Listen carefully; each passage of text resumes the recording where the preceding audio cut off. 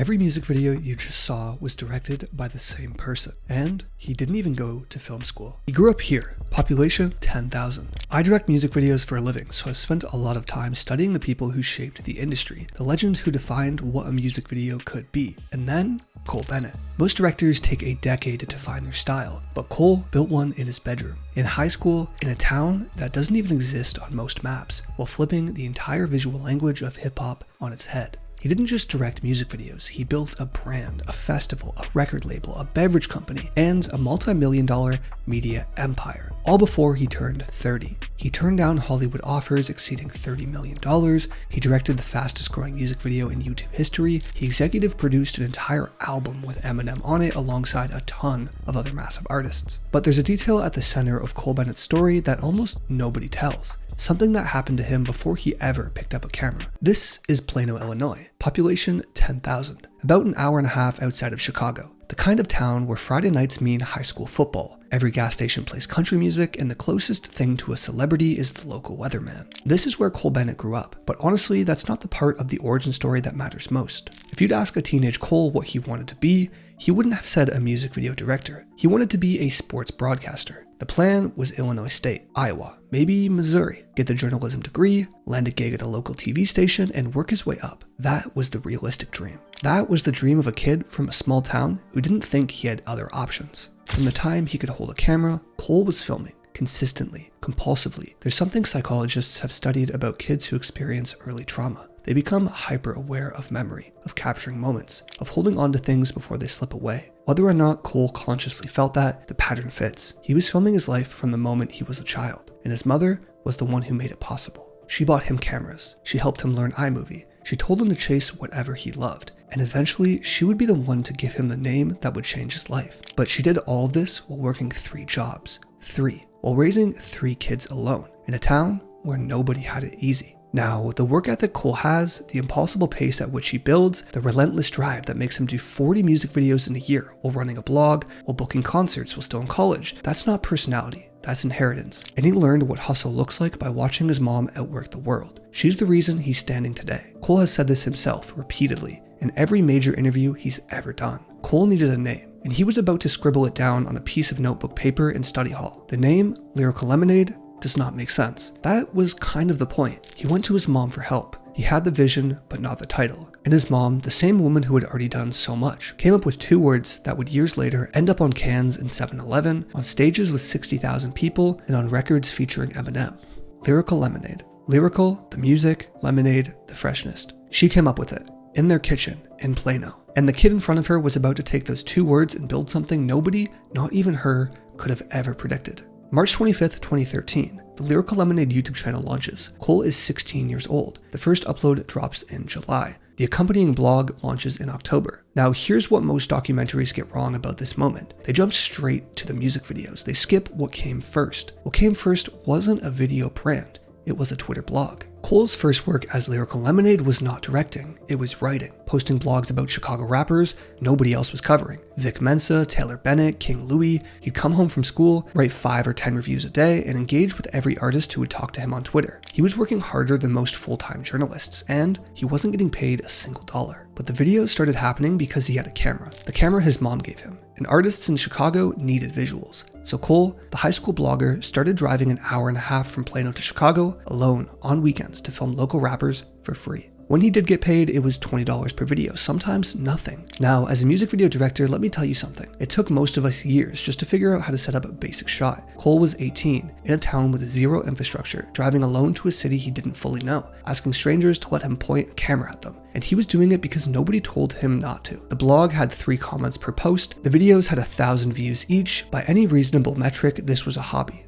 not a career. Not even close. But Cole had a feeling that something was about to break. He just needed one moment to prove it, so he decided to throw a concert. And what happened that night would become the first sign that the kid from the cornfields was not going to wait his turn. Cole had no money, no real connections, no event production experience, but he wanted to throw a Lyrical Lemonade show in Chicago, so he found a way. He rented a rehearsal room at a place called Music Garage, capacity 90 people. And the cost? $100 for 5 hours. He went on Twitter and started messaging artists directly. None of them had any idea who he was. He had no track record, no money to pay them, but he had energy. He had the vision. Somehow he convinced them to perform for free. By the night of the show, he expected maybe 50 people. Over 300 people showed up. The fire marshal would have shut it down if there was one more person. The room was at 3 times capacity. Kids on the streets of Chicago had heard about the show through Twitter, showed up to a venue most of them couldn't find on a map. A 16-year-old kid from a town nobody had heard of had just thrown a sold-out underground show in the 3rd largest city in America, for a brand he made up in study hall. On the drive home that night, Cole had a feeling that would carry him through the next decade. He had something special. What he didn't know was that a college professor was about to look him in the eye and try and tell him otherwise. And the way Cole responded would set up a creative strategy that nobody in the music industry had ever tried before. After high school, Cole had made the move to Chicago and had enrolled at DePaul University as a major in digital cinema. For the first time in his life, he was surrounded by people who actually wanted to make real films. Real film school, real professors, real industry connections. But it lasted 1 semester. Here's what happened. In a screenwriting class, one of his professors stood at the front of the room and told the students something every film student has heard before. He told them that becoming a director takes 9 to 10 years, that you start as a production assistant, then maybe an audio guy, then maybe a camera operator, and then maybe, if you're lucky, after a decade of grunt work, you'll get to direct. For most students, this is just standard film school dogma. You take it as a sobering reality and move on. For Cole, this hit different, because Cole was already a director. He'd been one for years. He directed dozens of music videos. He had a brand. He had a YouTube channel. He had relationships with real working artists. He was already doing the thing this professor was telling him would take a decade to start. Here's where Cole did something I want every aspiring director to understand. He did not argue. He did not write a manifesto. He didn't even disagree out loud. He went home and made a list. 6 to 10 month goals. Book a Chicago show with a buzzing artist. Hit X amount of subscribers on YouTube. Build a real client list. Get one music video over 1 million views. Then he started checking the boxes. He booked a concert with a buzzing rapper. The booking fee was originally $8,000. By the time the show had actually happened, that same artist's price had jumped to $60,000 or $70,000. Cole had locked in a deal at the perfect moment. The show sold out. He pocketed real money, and he hit every other goal on his list before the semester even landed. And he never went back to DePaul. Now this is the part of the story I want to sit with, because as a music video director, I know exactly the moment Cole was in. That moment when somebody with credentials tells you it'll take 10 years to do the thing you're already doing. That's the moment that breaks most creators. It works on you in a quiet, subconscious way. You start to doubt that timeline. You think, maybe I'm moving too fast. Maybe I should slow down. Maybe I should pay my dues. Cole rejected that voice entirely. He didn't fight the system, he just refused to participate in it. And here's the kicker. The strategy he was about to run, the one that would take him from a local Chicago kid to the most powerful independent director in hip-hop, wasn't something he learned in film school. It was something he stole from a rapper who would later become the most important early collaborator. A rapper with red dreads, insane energy, and 40 unreleased music videos sitting on his hard drive. Most people think Cole Bennett's career took off because of one viral hit. It didn't. It took off because of a strategy nobody else in the industry was running, and it started with a rapper named Famous Dex. In 2016, Cole linked up with Dex. Dex was eccentric, charismatic, and completely allergic to the traditional industry structure. He wanted to be everywhere, all the time. Cole had the same energy. So they made a plan. They called it the Sunday Drop. Every Sunday they would release a new music video. Together they shot about 40 videos in 1 year. 40. Now, as a music video director, let me tell you why this is insane. Most directors shoot maybe 10 or 15 videos a year if they're working full time. The biggest names in the industry top out at about 20. Cole and Dex did 40 together in 1 year, while both of them were building their careers from nothing. And here's the genius of it. The volume was the strategy. Cole wasn't trying to make one perfect masterpiece. He was running an experiment. Every Sunday was a chance to test something, a new transition, a new animation, a new color grade, a new camera trick. By the time he hit his 40th video with Dex, he had basically taught himself film school and fast forward. While other directors were storyboarding for weeks, Cole was iterating in the field. While other directors were waiting for the perfect shot, Cole was already on to his next one. And then, in the middle of that year-long experiment, one of those videos exploded. Hit Him With It by Famous Dex, directed, shot, and edited by Cole Bennett himself. Even featured a cameo from Dex's son, improvising a balloon throw on set. The video crossed 15 million views. The Lyrical Lemonade YouTube channel went from an underground Chicago blog to a name people were starting to whisper across the internet. But the real win wasn't the views. The real win was the system. Cole had figured out something most directors take a decade to learn. You don't get good at this by waiting. You get good at this by shipping. That insight was about to make Cole the gatekeeper of an entire generation of artists, but the collaboration that would change him forever, the one that would mark him for life, wasn't even on his radar yet. That collaboration was sitting in a hotel room in New York City on a thumb drive. 2 unreleased songs from an artist with 2,000 followers, but we'll get there. Okay, time out. As a music video director, I need to talk about the actual style because everything I've covered, the volume, the work ethic, the small town origin, none of it is meaningful without the actual visual language Cole invented. If you've watched a hip hop music video in the past 7 years, you've seen Cole Bennett's fingerprints on it, even if it wasn't his video. Before Cole, most rap videos followed the same template. Wide shots in mansions, slow motion shots of cars, models posing, big budget, big lighting, polished, but predictable. Cole did the exact opposite of it. He actually flipped it on its head. Hand-drawn animations layered over real footage, vibrant, oversaturated color palettes, fast lens zooms instead of cuts, cartoon visual effects, cropped in intimate camera angles, editing in rhythm with the song's beat. Look at any of these elements individually. None of them are revolutionary. Animation in music videos isn't new. Color grading isn't new. Aspect ratio choices aren't new. But Cole was the first person to put all of them together in this specific combination, and he did it consistently enough that the combination itself became a brand. That tiny carton you see in the corner of every Lyrical Lemonade video, that little graphic, it's worth more than most people's entire portfolios. Because the second you see it, you know what you're getting. You know the energy, you know the pacing, you know the visual language. Now, here's the part that took me as a director a long time to fully appreciate. Cole's style isn't actually hard to copy on the surface. The animations are simple, the color grade is achievable in any editing software, the camera work isn't using exotic gear, but nobody who copies it ever gets it right. And I've watched a lot of people try. Because what makes Lyrical Lemonade's style work isn't the elements, it's the timing, the rhythm, the instinct to when to throw an animation in and when to let the shot breathe. That's not something you can learn from a tutorial. It's something that you build over 40 videos a year for half a decade with no breaks. The style isn't a look, the style is reps. And in early 2018, Cole was about to apply that style to a song that would become one of the defining records of the entire decade. The artist had no fans, no buzz, no cosigns, just 2,000 followers on Instagram. But the song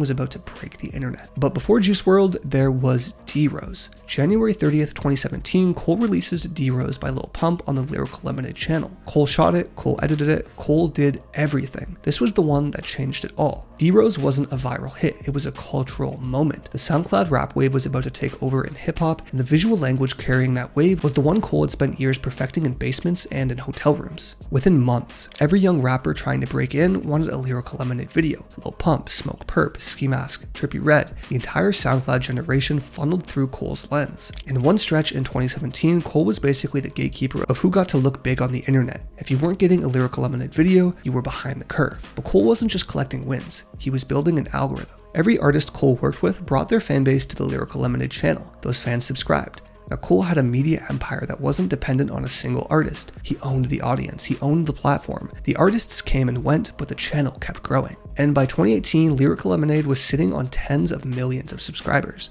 It was officially the most powerful independent music video brand in hip-hop. And Cole was 22 years old, but the biggest moment of his life and the most painful one was about to happen. A guy named Lil Bibby was about to play him 2 songs in a New York hotel room. Nothing would be the same after that. Some collaborations are professional, some are creative, and some are something else entirely, something deeper, something that becomes a part of who you are. For Cole Bennett, that collaboration had a name, and it was Juice WRLD. The story of how they met is almost too perfect to believe. Cole was in a hotel room in New York City. He was hanging out with Lil Bibby, the Chicago rapper. Bibby had played him 2 songs from an artist nobody had heard of yet. The first song was All Girls Are the Same, the second was Lucid Dreams. Cole was floored. He called the songs incredible. He immediately said he wanted to direct the music videos. At the time, the artist had 2,000 followers on Instagram. 2,000, not 2 million. 2,000. Cole then drove back to Chicago and Juice flew in to meet him. They didn't shoot anything that first day. They didn't even talk business. They just got together, took some shrooms, and listened to music. That was it. That was the first day. A month or 2 later, they shot the music video for Lucid Dreams. Lucid Dreams became one of the biggest songs of the entire decade. It hit number 2 on the Billboard Hot 100 and spent months on the charts. It made Juice WRLD a global superstar overnight. Cole would go on to direct 7 of Juice's music videos. They became close friends. The collaboration was the kind every director dreams of finding once in their career. An artist whose vision matches yours so completely that the work feels effortless. For nearly 2 years, they were inseparable creatively. 2 kids riding a rocket ship into a level of success neither of them could have ever imagined. And then on December 8th, 2019, Cole got a call. Juice WRLD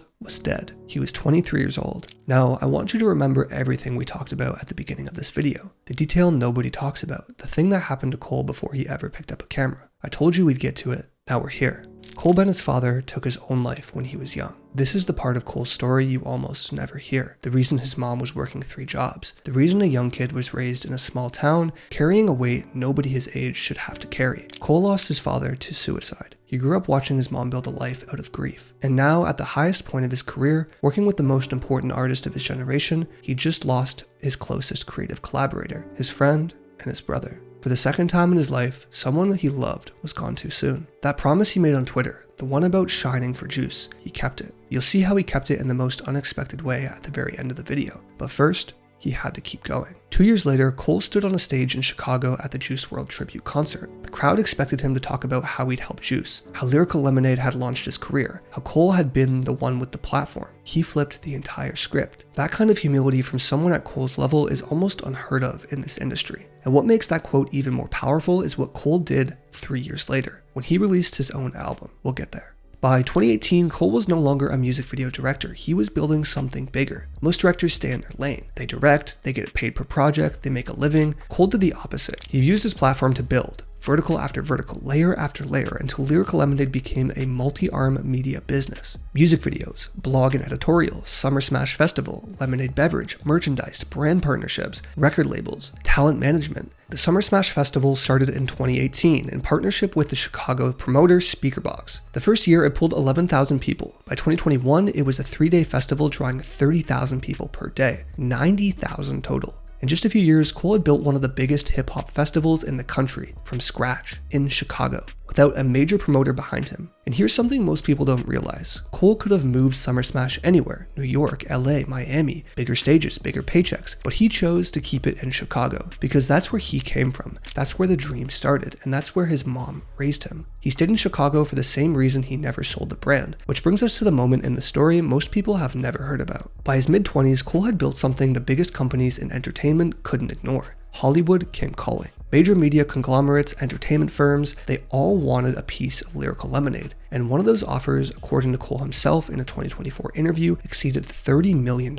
He turned it down. Imagine being 25 years old, a kid from Plano, Illinois, with $30 million sitting on the table. Generational money, life-changing money, the kind of money that would let you buy your mom any house she ever wanted, pay off everyone you love, never work a day in your life, and saying no. Here's the thing about Cole that gets lost in the highlight reel. The lemonade, the festivals, the music videos, the numbers, none of it happened by accident. Every choice he made along the way was guided by one principle: creative control. Other directors signed with major management firms. Cole stayed independent. Other media brands got bought out by conglomerates. Cole stayed in the Chicago warehouse. Other guys took the money. Cole took the long view, and the long view kept paying off. Then there's the lemonade, as in the actual drink. In 2018, after years of joking about it, Cole launched a real lemonade beverage. Cans hit Complex Con Chicago first, then he expanded into 7-Eleven nationally. Then after that, he did limited drops with the streetwear brand FTP. The drink became its own subculture, just like the videos. He took a brand name his mom invented in 2013 and turned it into something you can literally buy off a gas station shelf. And here's where the math gets serious. The Lyrical Lemonade YouTube channel alone generates up to $3 million per year in ad revenue. Before you add in the festival, the videos, the beverages, the merchandise, the partnerships, most directors max out their earning potential by their 30s. They're paid per project, but Cole built infrastructure. He owns the platform, he owns the audience, he owns the entire brand. The income compounds whether he's actively shooting or not. That's not a director's career. That's a media mogul's career, built before 30. And in early 2024, he was about to do something that would prove once and for all that he wasn't just a music video director anymore. He was about to release an album with 34 artists, and one specific track on that album was about to honor the friend that he'd lost in a way nobody had seen coming. January 26th, 2024, Cole Bennett did something nobody saw coming. He released an album. All Is Yellow wasn't a music video reel. It wasn't a compilation. It was a fully curated album with 14 tracks and 34 artist guests. Cole was the executive producer of the entire project. He didn't rap, he didn't sing, but every creative decision, every feature, every track ran through him, and the guest list was wild. Cole, a music video director, had convinced 34 major artists, some of them legends, to put their voices on a project that wasn't being released by their label. It was being released by Lyrical Lemonade. That's not just clout. That's the kind of trust you only earn by being the most reliable creative force in the industry for over a decade. The standout track was Doomsday Part 2, Eminem on a Lyrical Lemonade song, a beat Cole had flipped from an old Dr. Dre production, from a song called Role Model. But here's what makes this moment hit different. That beat, the one Eminem rapped on, it wasn't picked at random. It was a beat Juice WRLD used to freestyle over privately. For years, Cole had this beat. He'd flipped it, he'd sat on it, he sent it to Eminem expecting nothing. Eminem responded near the album's deadline with a full verse. The result was one of the biggest moments on the entire album. Eminem rapping on a beat connected to Juice released by Cole. A circle that closed in the most quiet, most personal way possible. 12 years, from driving alone to Chicago to film artists for $20 to executively producing an album with Eminem on a beat connected to a friend he'd lost. Cole had kept the promise, quietly without making it about himself, the way he does everything. He told the world he was going to shine for Juice, and he did it, in the most poetic way he could. That's who Cole Bennett actually is. Like I said, I direct music videos for a living, so let me tell you what Cole Bennett actually did in plain language. He didn't just become a great director, he changed what being a music video director means. Before Cole Bennett, a music video director is someone who shoots videos for artists. After Cole Bennett, a music video director could be a brand, a platform, a label, a festival, a beverage company, anything you could ever imagine. Every young director today owes him something. The volume strategy, the creative effects, the willingness to put your own brand stamp on every frame, the idea that you could build a media business as a director instead of just being a hired hand. He proved all of it was possible. He showed every kid stuck in a small town that you didn't need LA, you didn't need New York, you didn't need film school, and most importantly, you didn't need a label. You needed a camera, a vision, a work ethic, and the patience to ship one project a week for years. And here's the part that actually moves me as a director, as a creator, as someone chasing the same dream. Cole Bennett never had a plan B. His town had no industry. His school told him it would take 10 years. The world gave him 1,000 reasons to quit and exactly 0 reasons to keep going. But he kept going anyway. And when you understand where he came from, the cornfields, the loss, the small town nobody had heard of, you start to see the entire Lyrical Lemonade brand differently. The bright colors, the cartoon energy, the relentless yellow. That's not just an aesthetic. That's the visual language of a kid who decided early on that life had been heavy enough already. He was going to make his work feel light. He was going to make it feel like joy. It's been hiding in plain sight this whole time. That's what Lyrical Lemonade actually is. That's what every music video, every can on a shelf, every festival stage. The kid from the cornfields didn't just build a music empire. He built proof that you can come from nowhere and still go anywhere. The next generation of directors is watching and they learned everything from him. So, thank you, Cole.